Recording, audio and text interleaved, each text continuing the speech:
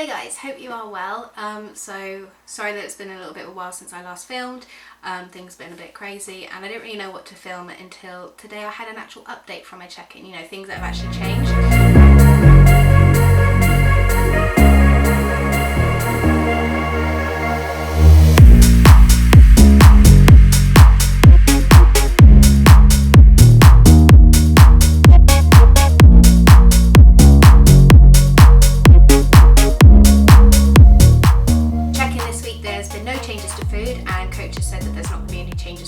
Because we're already on kind of average, not massively low, but low enough calories at the moment. You know, I'm on just under maintenance, so we don't want to drop it drastically yet because I'm still 27 or 26 and a half weeks out. I was 27 weeks out on Sunday and we are now Wednesday, so we're like 26.5 weeks out.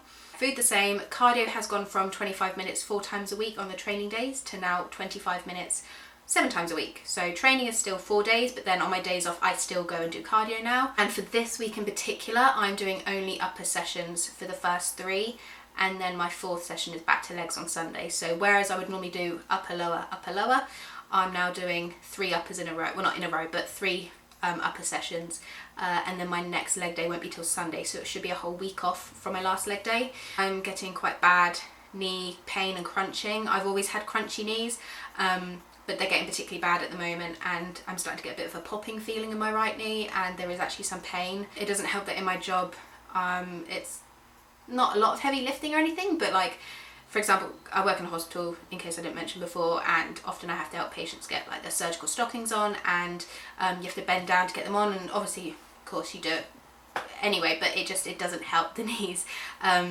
So that plus training heavy leg sessions recently and pushing my squats up to a lot heavier than I thought I could. Yeah, that's not been helping my knees. With my squats I was kind of always stuck around the 55 as my kind of max, not my 1 rep max, but like that's kind of all I'd work with because of the knee issue. And then it wasn't till Tom spotted me a couple of weeks ago that I actually realised I could go a lot heavier. I do box squats because I have the box to stop me from going too low, and it kind of helps me to perform a better squat at the moment. And I actually managed 70 for I think 18 in the end, which is crazy considering I was stuck with like 60.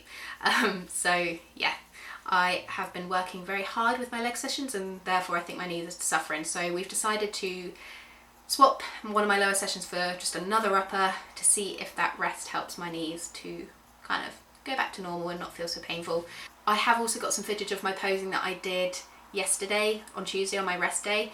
I had to go and obviously to do 25 minutes cardio, did some steps as well, and I also did some posing in the studio, so I will insert some footage of that. Today on my day off I did some music practice as well. So for those of you who don't know, I did also used to sing, or that's been a hobby of mine that I've not really had a lot of time for in the past few years with just adult life. It's one of those things that's not a priority for me, so I've not been doing it. But at school I sang and I did a few gigs and things like that. So it's just a little casual hobby I do, but it was just nice today to have some free time, and I actually did that, which was really nice. So tried a couple of more like modern songs. None of them really suited my voice that much, so then I tried a bit of Kate Nash, which I love. She is very much my style, and then Katie Tunstall, and Katie Tunstall Other Side of the World was the one that I really enjoyed, so I might try and record a cover of that to get on here at some point. Yeah, spent the day with some family, saw mum and nan today. Tom's off at the football with his mate Jacob, so they're out, so all it is just me in the home today. Let me show you what I kind of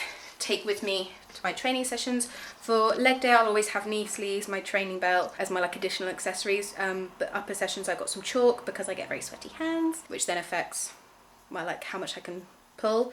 I've got wrist wraps now, but I find because I've got crazy small, it's not going to show in comparison, but for my build I've got really small wrists, and the wrist wraps are still too big. It then makes it, safe when I'm doing bent over rows, it then makes the dumbbell kind of either tilt forward or back and it's uneven. I've just got my apple and lime creatine with my water.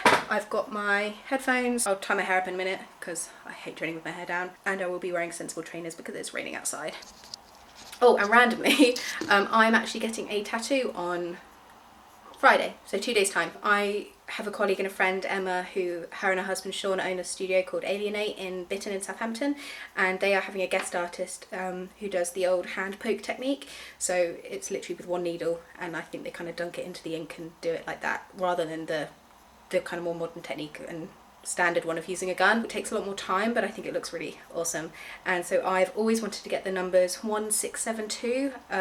They were my granddad's police numbers, and he was like a dad to me and meant the absolute world to me, and that's what the feather on my forearm means, which if I can show you. So I've got like my half sleeve. They say when you lose a loved one, if you see a white feather, that's them kind of being present around you. So I got the feather as part of that, but I always wanted to get his police number, and it will be done in like a typewriter font. I'm torn at the moment between whether doing it on like the side of my like thumb area, like around my fist, or on my wrist, or on my like straight on my inner forearm. I'm not really sure yet, so I've got to think about that. And I might get a couple of like little dots on my fingers, we'll see. So I'm gonna head off to the gym now, get a can of Monster, train upper, get some more steps in because I'm only on 1,000 steps and I don't fancy going out late tonight, and then home quick, webinar and bed.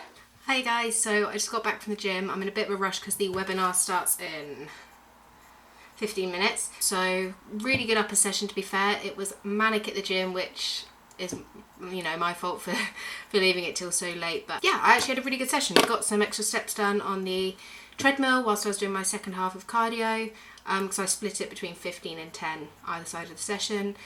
So I've got 3 meals left. I've got my post-workout Cocoa Pops with banana and whey, my chicken and rice and veg, and my yogurt meal. So I'm going to get those all ready now because I've got to go. For those of you who don't really know about what I'm doing at the moment, I have joined a coaching business mentorship program with Adam Haley called the OTE. So I am now starting my online coaching business venture. So any of those of you who haven't looked on my Instagram, basically there is a coaching form linked in my bio, which will take you to a Google Sheets document, which if you're interested will ask you certain questions. Kind of main focus is helping women become more confident in the gym, not being scared to go in alone, being confident to go into the free weight section and to work out just like all the guys do. Obviously that's stereotyping a little bit. I know there will be some guys that are nervous to go to the gym as well, but I know a lot of females who do struggle because they think it's very male dominated, a lot of testosterone there, which is true, and I used to be that girl that was really scared to go there. So I want to help women become more confident there, to achieve the dream body that they've always aspired to, you know, to achieve, and whether they've struggled because they didn't have a plan to stick to or because of something to do with their nutrition, it will be my job to help you get there. So really random, the other day Tom and I went to town, I think it was a week ago, and we went into Tiger, one of my favourite shops because I love all the tat that they sell in there, and I picked up this little battery operated stirrer, like shaker thing, and I thought we'll buy it. I think it was like £3, and we thought, you know, we'll buy it, see if it does actually do any good for our protein shakes and stuff, and it actually works really well. Obviously it's not going to actually blend things, but things like stirring your protein powder into milk or water or whatever you use, it's perfect. So like part of my post-workout meal is almond milk and whey, and so when I shake it in my mixer it usually gets like clumps of it all up in the lid, and then it's a pain in the ass to clean out, and this has actually worked really, really well. So put my almond milk in first. I only got a 250 gram bag of it because I wasn't sure, it's not one that I've tried before, so I thought I'd get a small bag, see if I like it or not. If not, then I've not wasted major money, but I will definitely be getting this one again because it is so good with Cocoa Pops and banana, like insane. Tom hadn't tried it, well, he tried it a few years back and he said he didn't like it that much, and so he thought that it had been improved, so I was like, right, try mine when I make my post-workout meal the other night. And he was like, nope, still don't like it. It's like, dude, so good, but more for me. So lid goes on. It's got a little lid you can actually drink out of it. You just kind of turn, try not to spill it everywhere, basically you just turn it to reveal a little drinking hole, and at first it takes a little while, so I tend to like tip it about a little bit. It's got some naff writing on it, but it just saves all the aggro of getting clumps of protein stuck in the lid of the shaker. A little bit of Skinny Foods banoffee syrup on my Cocoa Pops. I'm just going to get the veg on my savoury meal ready so I can ping that so it's ready to go for the webinar. Absolute nightmare. I've just realised I have no chicken cooked off tomorrow, so I need to put that in the oven now. Fuck's sake. I'm also going to put a little bit of the Skinny Food nacho cheese sauce on my meal, just about 15-20 grams of it, which is only like 3 calories, so that can go in the microwave ready for once I finish my Cocoa Pops because it won't last me long. And I need to put some. I'm going to turn my hair because it's doing my head in. And to save all the snags of hairbands, I literally just use a small clip, wrap my hair around in a bun, and then I clip it. The back is done. Time to eat.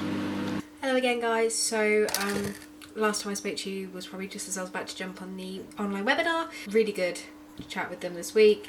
Learned so much.